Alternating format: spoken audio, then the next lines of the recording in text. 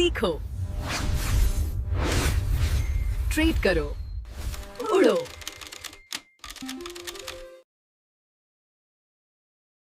Market खुलता है और आप पहले से ही रेडी हो। चार्ट खुलते ही लगता है कि आज सेटअप तो मिल ही गया। आप एंट्री लेते हो, थोड़ा सा प्रॉफिट दिखाई देता है आपको और फिर आपका मन कहता है कि यार आज तो लॉस रिकवर हो ही जाएगा। और तभी एक तेज किंडल और उसके बाद से दूसरी और फिर मार्केट रिवर्स।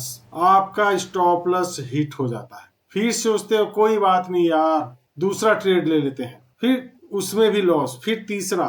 शाम तक आप 5-6 ट्रेड ले लेते हो, एक या दो में प्रॉफिट होता है, बाकी सब में लॉस। आप कैलकुलेशन करते हो, पूरे दिन का एनालिसिस करते हो और पता चलता है कि शाम को आपका पीएल रेड में क्लोज होगा। सबसे पेनफुल बात क्या है पता है आपको? कि मैं रोज मार्केट की चार्ट को देखता हूँ, एनालिसिस करता हूँ, फिर भी मुझे मार्केट समझ में क्यों नहीं आ रहा है। अगर ये आपकी कहानी है तो प्लीज रिक्वेस्ट है कि वीडियो के एंड तक जरूर देखिए आप। सच ये है कि प्रॉब्लम ट्रेड्स की क्वांटिटी नहीं है, प्रॉब्लम है डायरेक्शन की क्लियरिटी। देखिए, आज मैं कोई आपको मैजिक नहीं सिखाने वाला हूँ कि रातों रात कैसे करोड़पति बन जाए, बल्कि मैं आपको सिखाऊंगा EMA 50 प्लस VWAP के अलाइनमेंट की एक लर्निंग फ्रेमवर्क। देखिए, ये वीडियो एजुकेशनल पर्पज के लिए है और वो भी रिस्क मैनेज अप्रोच के साथ। बस मार्केट बायस को समझने का एक डिसिप्लिन तरीका मैं आपको सिखाने वाला हूँ। आज की इस वीडियो में क्या क्या सीखेंगे पहले देख लीजिए प्लीज। आप मार्केट बायस को कैसे आइडेंटिफाई करें कि ये मार्केट सेल साइड जा रहा है या मार्केट बाय साइड जा रहा है, यानी कि मार्केट लॉन्ग साइड जा रहा है या शॉर्ट साइड जा रहा है। इसको हम कैसे आइडेंटिफाई करें, आपको इस वीडियो में मैं सिखाने वाला हूं। EMA 50 और VWAP का मैं रोल सिखाने वाला हूं कि ये क्यों इंपॉर्टेंट है, इसका क्यों यूज करना चाहिए। आपको एंट्री और एग्जिट का स्ट्रक्चर भी सिखाने वाला हूं कि कब आपको एंट्री करनी है और कब आपको एग्जिट करनी है। और साथ साथ में आपको पेशेंस और डिसिप्लिन भी सिखाऊंगा ताकि आपका लॉस कम हो और आपको रिवॉर्ड ज्यादा मिले। वीडियो शुरू करने से पहले आप रिक्वेस्ट है कि नोटबुक और पेन साथ में लेकर जरूर बैठें, क्योंकि देखिए सिर्फ वीडियो देखेंगे तो कुछ नहीं होगा। तो जो जो मैं बताता चलूं आप उसको नोट करते चलिए प्लीज, ये बहुत जरूरी है। क्योंकि देखिए, हर सब चीज आप अगर अपने दिमाग में रखेंगे तो आप कुछ भी याद नहीं रख पाएंगे। तो जरूरी है कि आप वीडियो देखने के साथ साथ उसको नोट करते चलिए, कि हो सकता है कि आज आपको भले याद हो सकता है 10 दिन बाद देखें आप भूल जाए, तो नोट कर लेते चलिए प्लीज। अब हम मार्केट फिल्टर की बात कर लेते हैं दोस्तों। सबसे पहले आपको ये जानना जरूरी है कि ये स्ट्रेटेजी हर दिन काम नहीं करती है, तो कब कब काम करती है आप ये समझ लीजिए। पहले ट्रेंडिंग मार्केट हो वहां पे स्ट्रेटेजी अच्छा काम करती है। डिसेंट वैल्यूम हो, वैल्यूम जो नीचे बार हो अच्छी बन रही हो, वहां भी आपको ये देखना है, वहां पे भी अच्छा काम करता है। फर्स्ट के 1-2 आवर और लास्ट के 1-2 आवर में अच्छा काम करता है। कहाँ पे ये काम नहीं करता है ये स्ट्रेटेजी?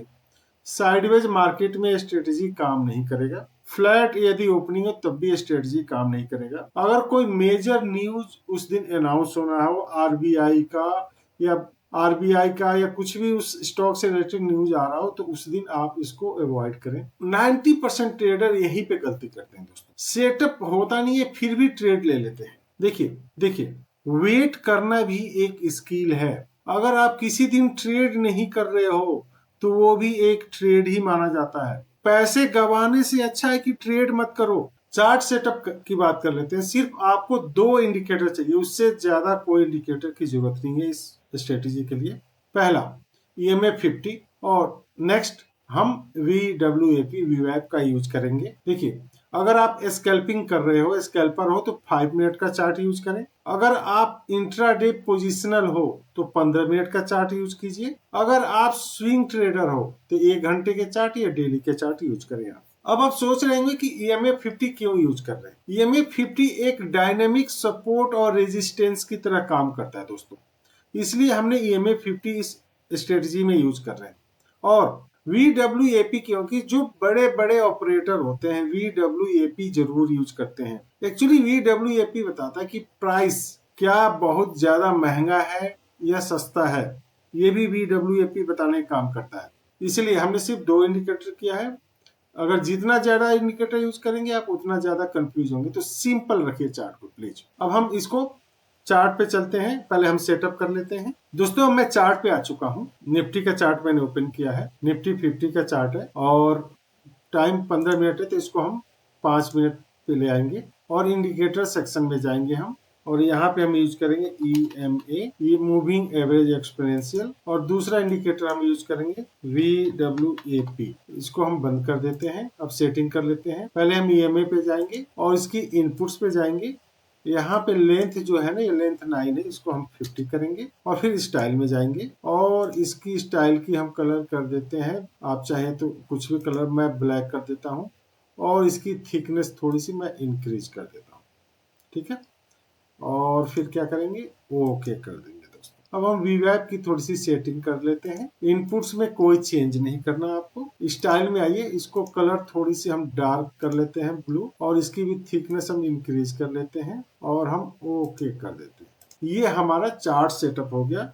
अब हम नेक्स्ट पार्ट की तरफ देखते हैं। देखिए चार्ट सेटअप तो हमने देख लिया कि क्या क्या इंडिकेटर होना चाहिए, क्या टाइम फ्रेम होना चाहिए।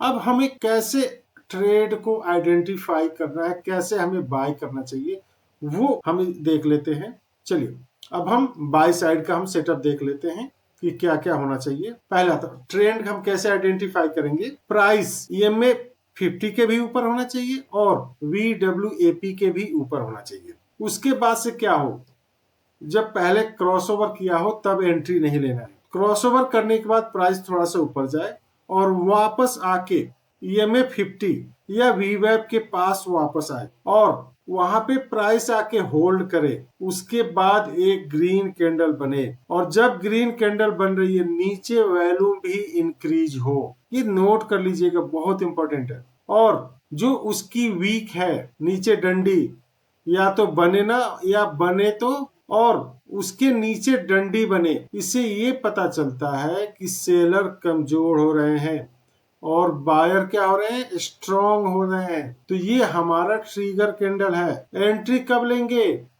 जब उसके ऊपर कैंडल बनेगा, जब वो हमारा ट्रिगर कैंडल ब्रेकआउट होगा, उसके ऊपर जब कैंडल बनेगा तब हमें एंट्री लेनी है। स्टॉप लॉस कहाँ रखेंगे, वो ट्रिगर कैंडल है उसके लो के नीचे। टारगेट क्या होना चाहिए, मिनिमम 1:2 होना चाहिए, यानी कि आपका अगर स्टॉप लॉस 100 रुपये का है तो आपको मिनिमम 200 का रिवॉर्ड मिलना चाहिए पर ट्रेड। ट्रेलिंग अगर आपका जो टारगेट है अगर 70-80% तक पहुंच गया है टारगेट, तो अपने स्टॉप लॉस को ब्रेक इवन पॉइंट पे लेके आइए, यानी कि जो आपका एंट्री पॉइंट है वहां पे लेके आइए आप। तो चलिए आप ये सब नोट कर लिए होंगे।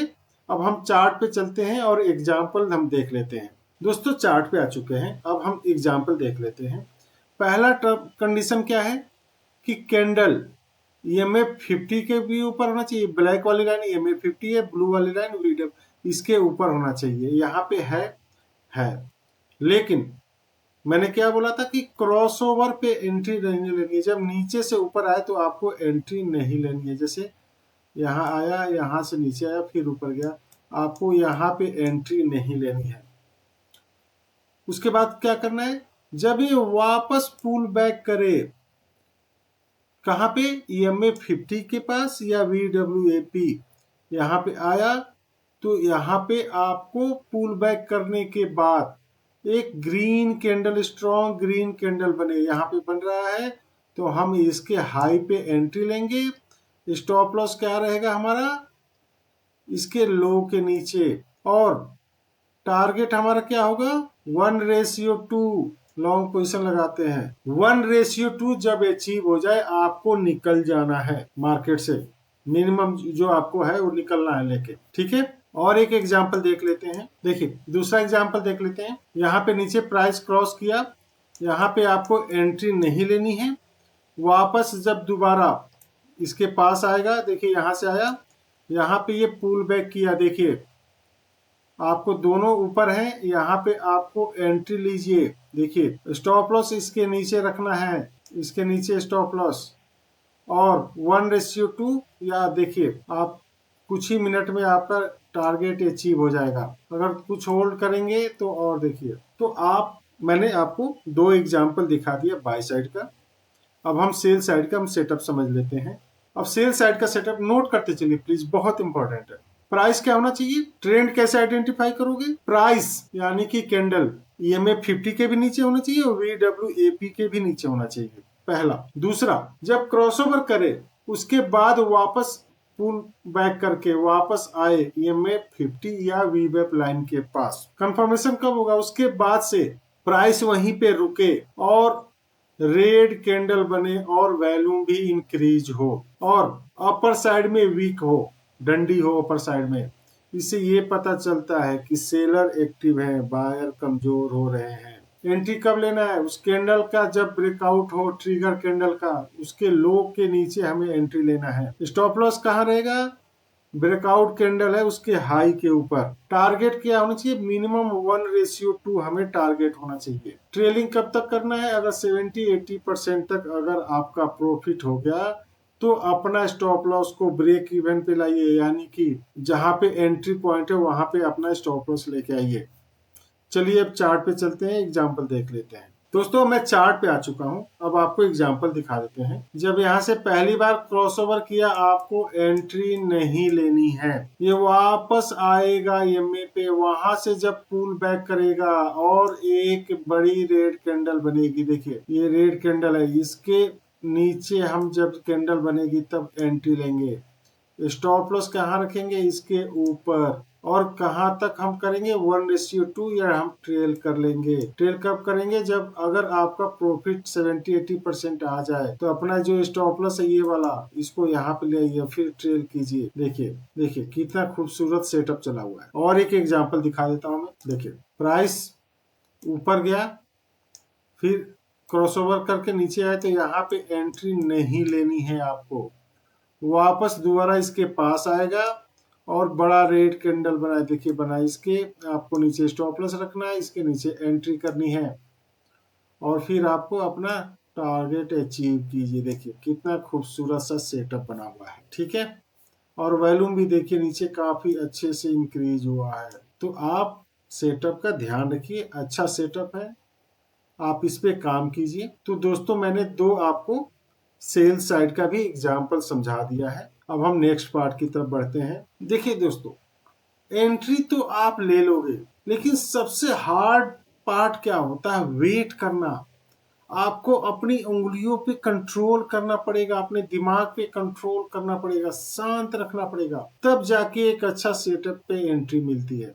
ट्रेड लेने से पहले क्या क्या चीजें चेक करना है आपको, ये देख लीजिए, नोट कर लीजिए प्लीज। बायस क्लियर होना चाहिए, अगर आप बाय साइड में जा रहे हो तो EMA 50 के ऊपर कैंडल होना चाहिए और VWAP के भी ऊपर होना चाहिए। अगर आप सेल साइड के लिए जा रहे हो तो VWAP के नीचे कैंडल होना चाहिए और EMA 50 के भी नीचे कैंडल होनी चाहिए।